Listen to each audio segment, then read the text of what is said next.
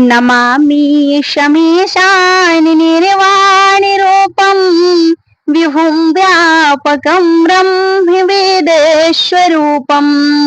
विभुं व्यापकं ब्रह्मवेदस्वरूपम्।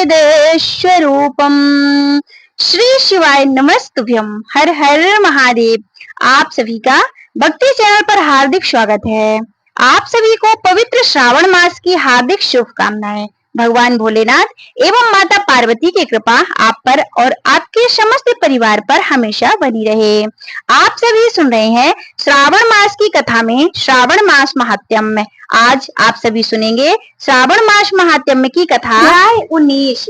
आज की कथा में आप सभी सुनेंगे श्रावण मास की दोनों पक्षों की एकादशी के व्रतों का वर्णन तथा विष्णु पवित्रता रोपण की विधि। ईश्वर बोले, हे महामुनि, अब मैं श्रावण मास में दोनों पक्षों की एकादशी तिथि को जो किया जाता है उसे कहता हूँ।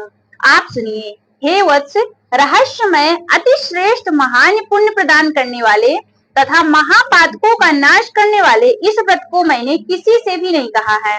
यह एकादशी व्रत श्रवण मात्र से ही मनुष्यों को मनोवांछित फल प्रदान करने वाला एवं पापों का नाश करने वाला माना जाता है। सभी व्रतों में श्रेष्ठ तथा शुभ है, इसे मैं आपसे कहूँगा। आप एकाग्रचित होकर सुनिए। दसवीं तिथि में प्रातः स्नान करके शुद्ध होकर संध्या आदि कर लें और वेद वेदता पुराणज्ञ तथा जितेंद्रिय विप्रों से आज्ञा लेकर 16 उपचारों से देवादिदेव भगवान का विधिवत पूजन करके इस प्रकार से प्रार्थना करें। हे पुंडरीकाक्ष, मैं एकादशी को निराहार रहकर दूसरे दिन भोजन करूंगा। हे अच्युत, आप मेरे शरणदाता होइए। हे वत्स, गुरु देवता तथा अग्नि के सानिध्य में नियम धारण करें और इस दिन काम क्रोध रहित होकर भूमि पर शयन करें। उसके बाद प्रातः काल होने पर भगवान केशव में मन लगाएं। भूख लगने तथा प्रख्यालन, गिरना, ठोकर आदि लगना के समय श्रीधर इस शब्द का उच्चारण करें। हे वत्स, यह व्रत मोक्ष प्रदान करने वाला है। अतः 3 दिन तक पाखंडी आदि लोगों के साथ बातचीत, उन्हें देखना तथा उनकी बातें सुनना, इस सब का त्याग कर देना चाहिए। तदंतर क्रोध रहित होकर पंचगव्य लेकर मध्याह्न के समय नदी आदि के निर्मल जल में स्नान करना चाहिए। सूर्य को नमस्कार करके भगवान श्रीधर की शरण में जाना चाहिए और वर्णाचार्य की विधि से सभी कृत्य संपन्न करके घर आना चाहिए। वहाँ पुष्प, धूप तथा अनेक प्रकार के नैवेद्यों से श्रद्धा पूर्वक श्रीधर की पूजा करनी चाहिए।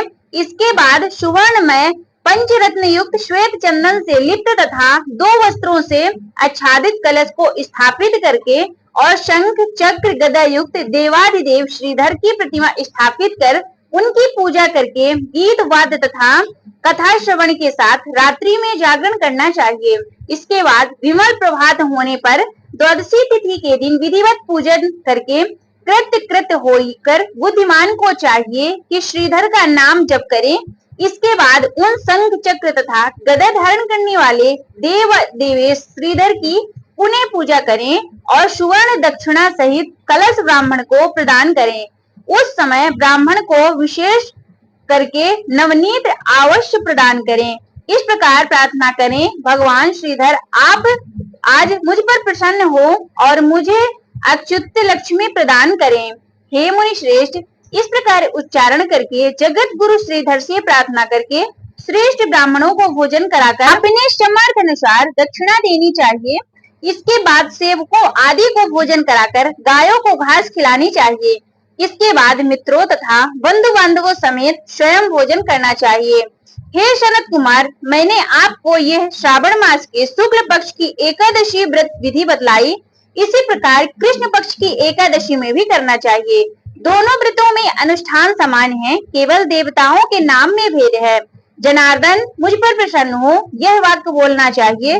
शुक्ल एकादशी के देवता श्रीधर हैं और कृष्ण एकादशी के देवता जनार्दन हैं। हे सनत कुमार, यह मैंने आपसे दोनों एकादशियों के व्रत का वर्णन कर दिया है।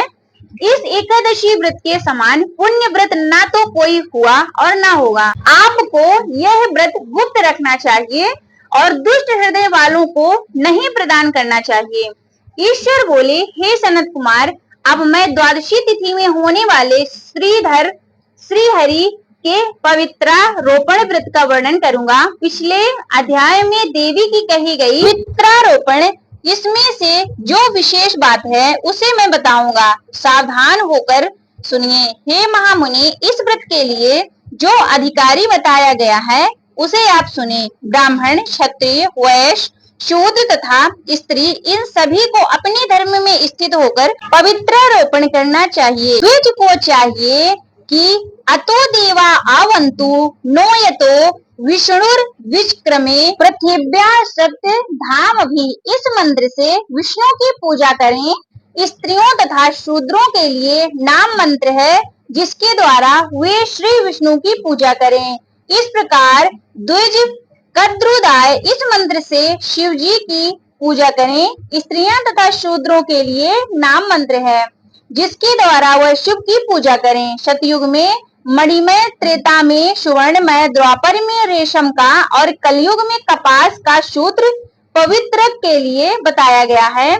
सन्यासियों को शुभ मानस पवित्रतारोपण करना चाहिए। बनाए गए पवित्र को सर्वप्रथम बांस की सुंदर टोकरी में रखकर शुद्ध वस्त्र से ढककर भगवान के सम्मुख रखें और इसे प्रकार कहें, हे प्रभु, क्रियालोक के विधान के लिए जो आपने आच्छादन किया है, हे देव, आपकी प्रसन्नता के लिए मैं इसे करता हूँ। हे देव, मेरे इस कार्य में विघ्न न उत्पन्न हो। हे नाथ, मुझ पर दया कीजिए।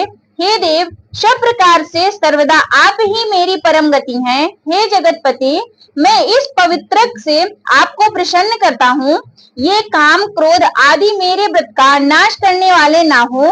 हे देवेश, आप आज से लेकर वर्ष पर्यंत अपने भक्त की रक्षा करें। मैं आपको नमस्कार करता हूँ।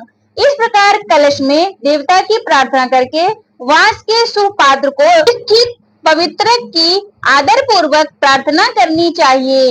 हे पवित्र, वर्ष भर की गई पूजा की पवित्रता के लिए विष्णु लोक से आप इस समय यहाँ पधारे, आपको नमस्कार है।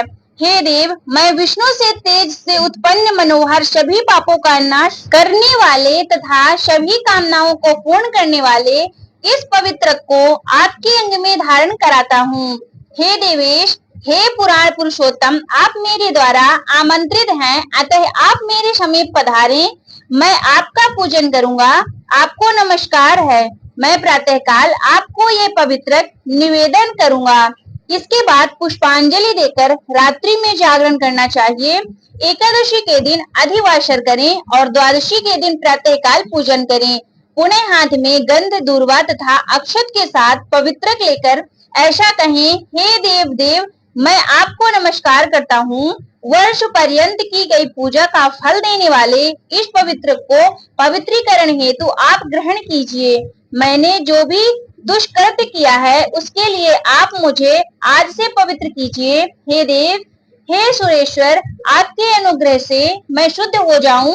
इस प्रकार मूल मंत्र से संपुट इन मंत्रों के द्वारा पवित्र अर्पण करें। इसके बाद महान नैवेद्य अर्पित करें, नीराज कर प्रार्थना करें और मूल मंत्र से घृत सहित खीर का अग्नि में हवन करें।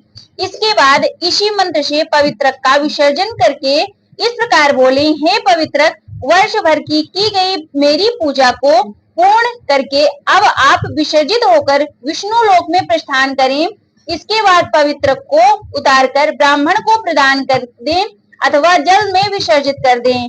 हे वत्स, मैंने आपसे श्री हरि के इस पवित्र रोपण का वर्णन किया है। इसे करने वाला इस लोक में सुख भोग कर अंत में वैकुंठ को प्राप्त करता है। इस प्रकार श्री स्कंद पुराण के अंतर्गत ईश्वर सनत कुमार संवाद में श्रावण मास महात्म्य की कथा में उभाक्षय एकादशी व्रत कथन और द्वादशी में विष्णु पवित्रतारोपण कथन नामक 19वां अध्याय संपूर्ण। हर हर महादेव।